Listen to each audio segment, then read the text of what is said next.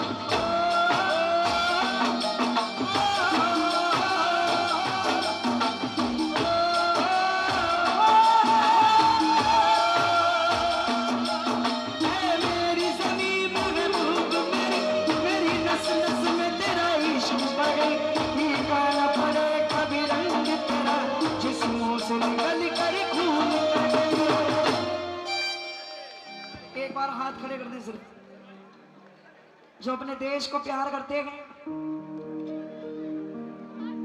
जो हिंदुस्तान के लिए सब कुछ करने के लिए तैयार है, वो हाथ ऊंचे करेंगे और मिलकर मेरे साथ कहें क्या? तेरी मिट्टी में मिल जावा गुल भर के, मैं खिल जावा तेरी सी हर की आरज़ू। तेरी मिट्टी में मिल जावा गुल भर के, मैं खिल जावा तेरी सी हर की आरज़ू। तेरी नदियों में बह जावा ये तो मेरा इतनी सी हद की आरज़ू।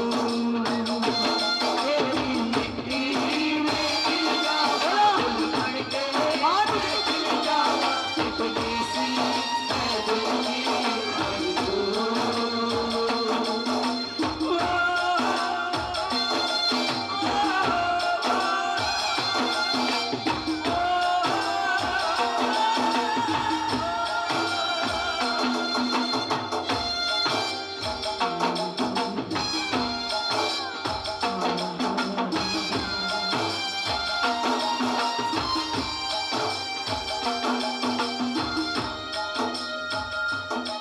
सरसों से भरे खलियान मेरे, जहाँ झूम के बंदा पा न सका, आबाद लगे वो गाँव मेरा, जहाँ लौट के वापस जा न सका।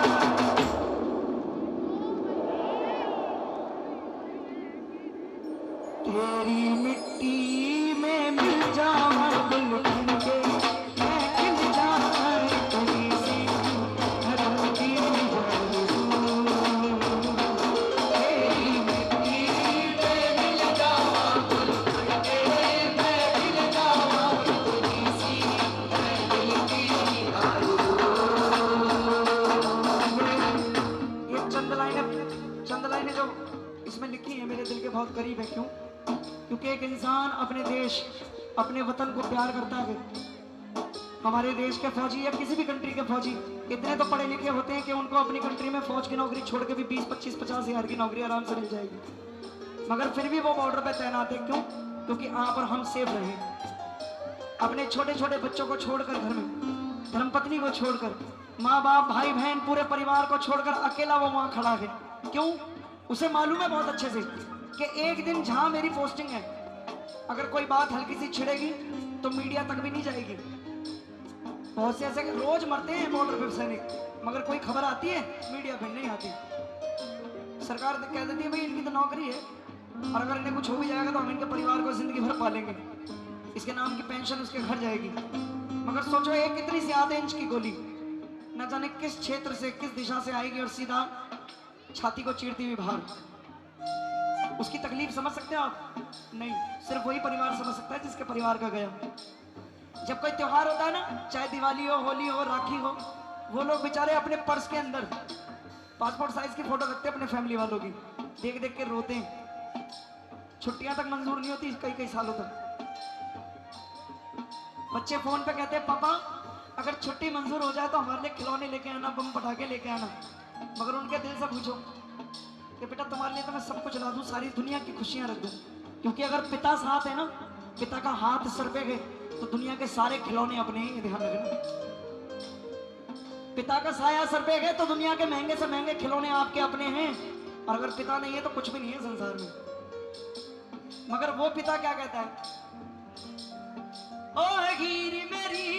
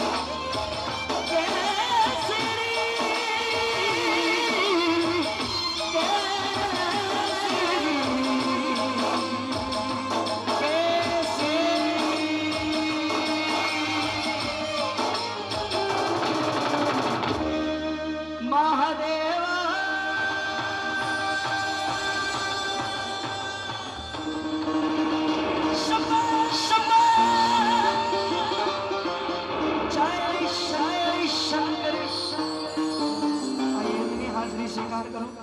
इस बीच कोई त्रुटि कोई गलती हुई हो, सभी से हाथ जोड़ के माफी चाहूंगा।